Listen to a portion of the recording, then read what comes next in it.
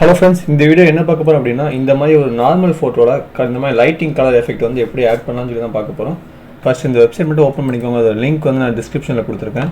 Open பண்ணதுக்கப்புறம் இங்கே drop ய ஃபைல் இருக்குல்ல, அதை கிளிக் பண்ணிவிட்டு எந்த இமேஜில் நீங்கள் அந்த லைட்டிங் எஃபெக்ட் ஆட் பண்ண நினைக்கிறீங்களோ அந்த இமேஜை அதில் ஓப்பன் பண்ணிக்கோங்க. நான் இப்போ இந்த இமேஜை ஓப்பன் பண்ணிக்கிறேன். ஓகே, இது ஃப்ரீ ட்ரையல். நம்ம வந்து 3 நாளைக்கு கொடுத்துருக்காங்க. நீங்கள் இதை யூஸ் பண்ணிக்கோங்க. ஹெச்டியில் சேவ் பண்ணிக்கலாம். ஸோ நான் இந்த வீடியோ டுட்டோரியலுங்கிறதுக்காக நார்மலாகவே எடுத்துக்கிறேன்.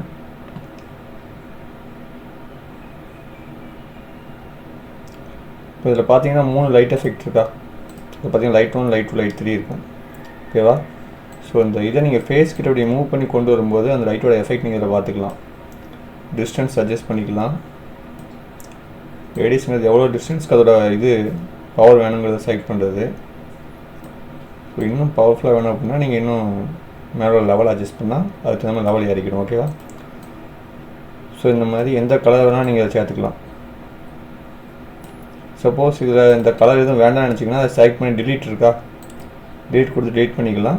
புதுசாக எதுவும் கலர் வேணுன்னா நியூ லைட் கொடுத்துட்டு எந்த கலர் வேணுமோ அதை நீங்கள் செலக்ட் பண்ணிக்கலாம். அப்போ 2 எஃபெக்ட் மட்டுமே எனக்கு போதும். ஸோ இந்த எஃபெக்ட் உங்களுக்கு ஓகே அப்படிங்கிறதுக்கு இங்கே டவுன்லோட் இருக்கா, அதை கிளிக் பண்ணிவிட்டு அந்த இமேஜை நீங்கள் சேவ் பண்ணிக்கலாம். இப்போ நான் ஓப்பன் பண்ணி காமிக்கேன்.